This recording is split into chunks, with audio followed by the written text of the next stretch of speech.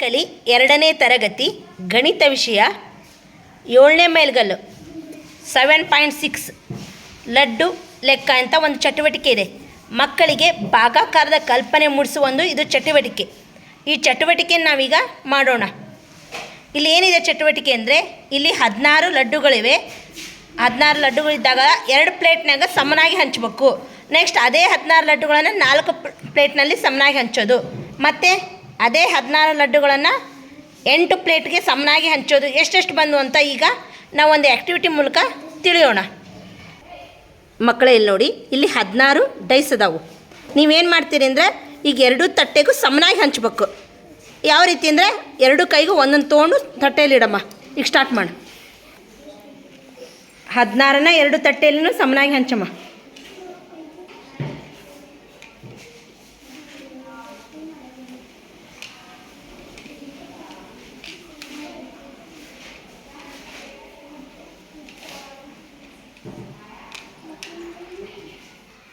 Count ಮಾಡ್ಕೊಂತ ಹೇಳು.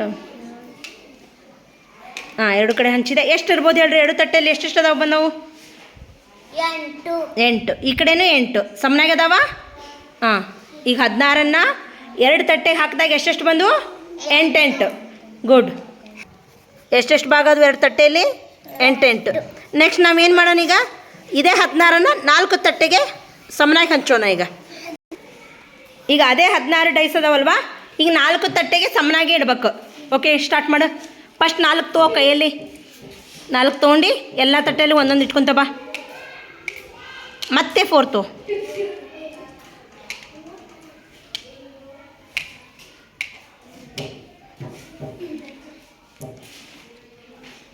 ಈಗ ಒಂದೊಂದು ತಟ್ಟೆಯಲ್ಲಿ ಎಷ್ಟೆಷ್ಟು ಆದ್ವು? ಈಗ 3 ಆಯಿತು. ಲಾಸ್ಟ್ ಮತ್ತೆ 4 ತಗೋ. ಎಷ್ಟಾದವು ಒಂದೊಂದು ತಟ್ಟೆಯಲ್ಲಿ? ಎಷ್ಟು ಬಂದವು ಈಗ? ಈಗ 16 ಕರೆಕ್ಟ್ ಆದ್ವಾ? ಒಂದೊಂದು ತಟ್ಟೆಗೆ 4 ಬಂದು 4 4 16.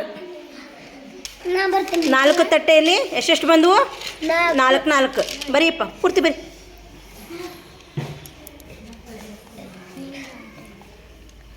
ಈಗ ನೆಕ್ಸ್ಟ್ ಎಷ್ಟು ತಟ್ಟೆಗಳು ಬಂದ್ವು? ಈಗ 8 ತಟ್ಟೆಯಲ್ಲಿ 16ನ್ನ ಭಾಗ ಮಾಡ್ಬೇಕು. ಎಷ್ಟೆಷ್ಟು ಬರ್ತಾವೆ ನೋಡೋಣ. ಈಗ ಅದೇ 16 ಡೈಸ್ನ ಎಷ್ಟು ತಟ್ಟೆಗಳನ್ನ? ಈಗ 8 ತಟ್ಟೆಯಲ್ಲಿ ಇಡಮ್ಮ.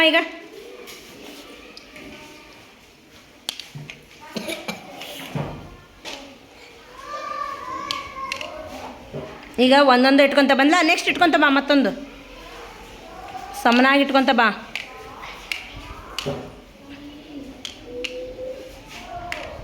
ಒಂದೊಂದು ತಟ್ಟೆಯಲ್ಲಿ ಎಷ್ಟೆಷ್ಟು ಬಂದ್ವು? ಈಗ 2 8 16 ಅಲ್ವಾ? 8 ತಟ್ಟೆಯಲ್ಲಿ ಒಂದೊಂದು ತಟ್ಟೆಗೆ ಎಷ್ಟೆಷ್ಟು ಬಂದವು? 2. ಬರ್ಕೊಂತ ಹೋಗಿ 2 2 ಅಂತ. ಈ ರೀತಿ ಚಟುವಟಿಕೆ ಮೂಲಕ ನಾವು ಈ ಲೆಕ್ಕವನ್ನು ಬಿಡಿಸೋದ್ರಿಂದ ಮಕ್ಕಳು ಸಂತೋಷದಿಂದ ಎಲ್ಲರೂ ಭಾಗವಹಿಸುತ್ತಾರೆ.